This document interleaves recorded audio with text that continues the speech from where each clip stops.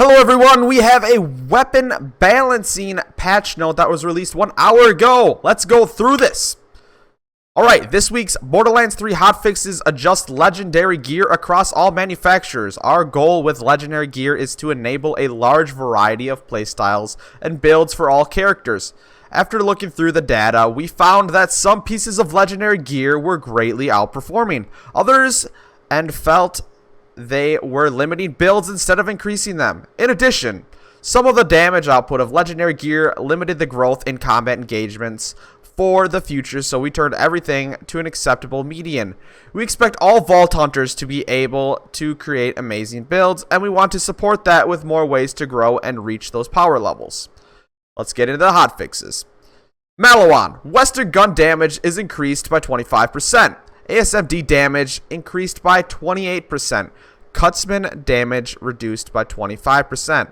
TDR, 10-gallon damage increased by 8%. Vladov, sickle reload speed increased by 25%. Phaser damage increased by 15%.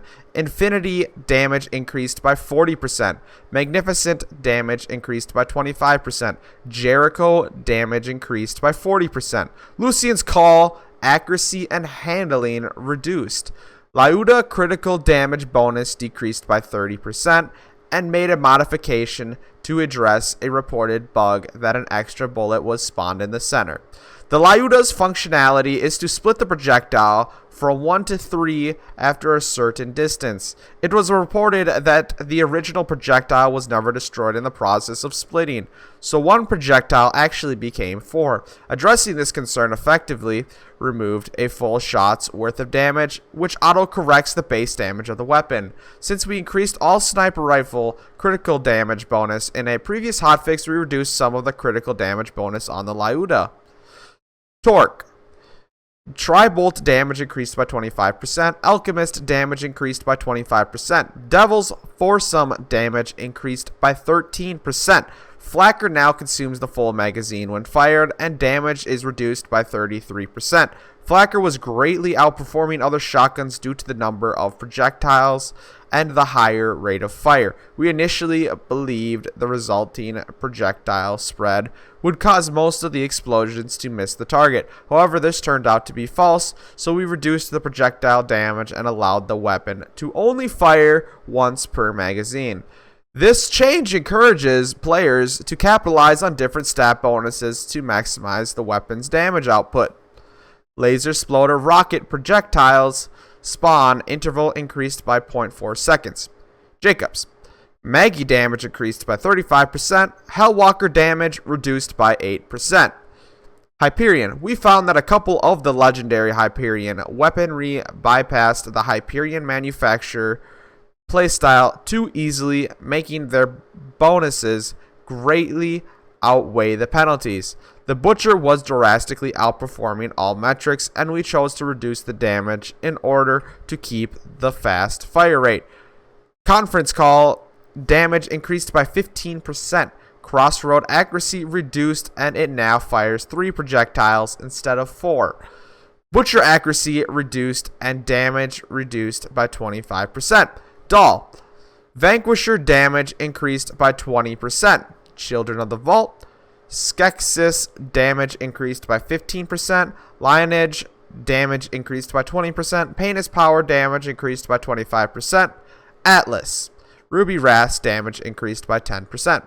Grenades. Hex and Firestorm were calibrated to the wrong grenade modifier. These two grenades were envisioned to specialize by applying elemental dots to targets. Instead, they were resulting in large amounts of damage, and the elemental dots were minimal. We realized this is a drastic change on both grenades, but we did not want to remove the spectacle of the grenade, number of grenades spawned, number of targets, etc., and focused on allowing their core identity to be emphasized instead of them continuing to just be high damage grenades.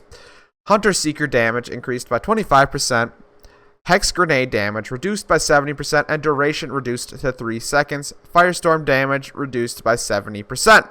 Artifacts. It was reported that the legendary artifact Elemental Projector had a bug resulting in the max value being displayed at 183% instead of the actual max value of 113%. Therefore, we addressed the discrepancy and reduced the max value to 90%. Elemental Projector, damage max roll reduced to 90%. Vault Hunter adjustments. The current state of Moses' Iron Bear, Zane's Digiclone, and Flack's pets have made them focus on other elements beside those Vault Hunters' fundamental action skills in the late game.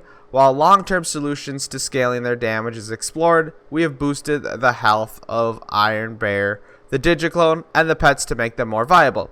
We will have more to say about long-term solutions for these characters in the future. Iron Bear, health increased by 50%. All pets' health is increased by 50%. Digiclone health increased by 100%. Addressed a bug with Salvation where grenades were giving lifesteal. Cycles will now use their True Vault Hunter mode name in True Vault Hunter mode.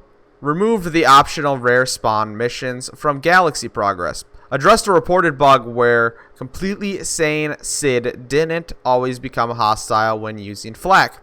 Addressed a reported bug where Ratch would not properly spawn during Ratched Up, which potentially blocked completion of that side mission. Included a modification so Lilith would continue to move toward the door in Shiv's confession chamber, steering from the ground up. Lowered the chance for a weapon to drop from the Pachinko machine.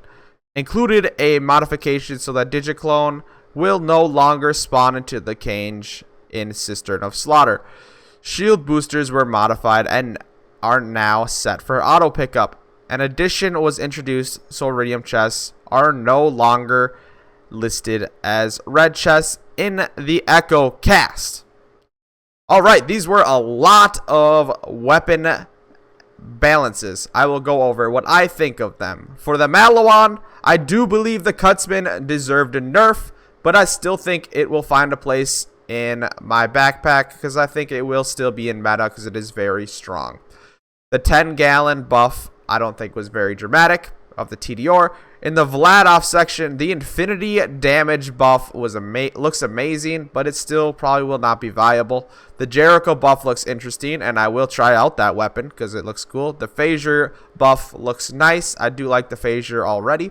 Lucian's Call nerf I do not think will change its place in meta at all, because I do not think accuracy and handling is that big of a deal, especially being that I'm normally fairly close to my targets, but I will have to see after this is live. Lyuda critical damage bonus decrease was needed. The Lyuda nerf was extremely needed. It was very overwhelming on the meta. It was probably the top tier weapon. It was only relevant for a few bosses, but it still was a stupidly strong DPS weapon and needed the nerf. I do believe it is still going to be a very strong weapon, and it will still be used by everybody that owns a good one. So don't worry, your Lyuda is still good. It is just not going to deplete the Grave Ward in 2 seconds. It'll be a longer fight. In the Torque tree, I do believe Flakker needed a extreme nerf. It was nearly the best weapon in the game next to the Lyuda. The full magazine would have been fine with me. I do not think the damage needed to be reduced, but I believe the Flakker is now only viable on a infinite ammo splash damage Moze like my Moze is made. So if you are using my Moze build, the Flakker will still be very good. If you are using other Moze builds that do not have the infinite ammo aspect added, you might not want to use the Flakker anymore. The Laser Sploder nerf I think is a joke and will not change its place anywhere from where it is currently at. The Jacobs buffs I am extremely excited about because I love the Maggie and it will now become a relevant weapon. I will have to be using this on my flak and testing it out, but I think it is going to be a very good weapon. The Hyperion balances. The Conference Call needed the buff. It is not going to find its place in meta still at this point, I do believe. The Crossroad nerf was needed, but I still believe it is going to be one of the strongest weapons. The Butcher nerf I do not think was necessary, and I think it may have made the Butcher fall out of meta. I do not think the Butcher will be very relevant anymore. I cannot confirm this yet, but that is just my assumption. In the Dolls section, Vanquisher. Vanquisher is a really cool weapon, and I really want to use it on my Zane build, but it was not very good. Now, with this buff, I do not think it will be strong enough to be meta Zane. I will have to try it, and I'm excited about it. I'm really happy to see this buff. I do not think it will place the Vanquisher into the meta, though. I do love the weapon. Children of the Vault. I don't care about any of these because I hate that manufacturer. Atlas Ruby Wrath buff. I don't really care that much. I did hear it had a very big splash damage, so it might be cool for some of you to see. Let me know what you guys think of that. The grenade nerf. The grenade nerf was dramatic. I abused these 2 grenades on accident. I didn't really realize they weren't supposed to be as strong as they were. But I really liked the Firestorm. The Hex didn't bother me a whole lot because I mostly use it on my cryo build to freeze things. The duration nerf is going to kind of suck, but I think the grenade will still be decent for the way that I use it. For the people that do use it for damage, I'm sorry, it's probably not relevant to you anymore. The Firestorm did need a nerf. I don't know if it was that dramatic. I've never seen a nerf this strong in my life. 70% is probably the largest nerf I've ever seen. So I'm sorry to you guys who rely on these grenades. Artifacts. Elemental Projector Artifact got nerfed. I don't really care that much. I don't think it's that relevant to any of my builds. I do use it sometimes, but I don't think it's very relevant. The Vault Hunter adjustments, I don't think are going to change anything at all. Digiclone was the one that took the most from it, but I don't think he needed it, in my opinion. I guess some people did because of how drastic it is. The pet health is nice. The Iron Bear health does not going to make a difference at all. Iron Bear will still not be usable, in my opinion. In the bug fixes, a lot of these were nice. The Lilith bug was really annoying where she would not move. And I think the shield booster bug fix is going to change the meta of shields. I will have to test it more in the future, but I think auto picking up these boosters is going to change a whole lot in the meta. Thank you guys for watching. If you enjoyed this, please give me a thumbs up. If you have not yet subscribed to the channel, let me know about how you feel about these buffs in the comments, and I will see you guys in the next one.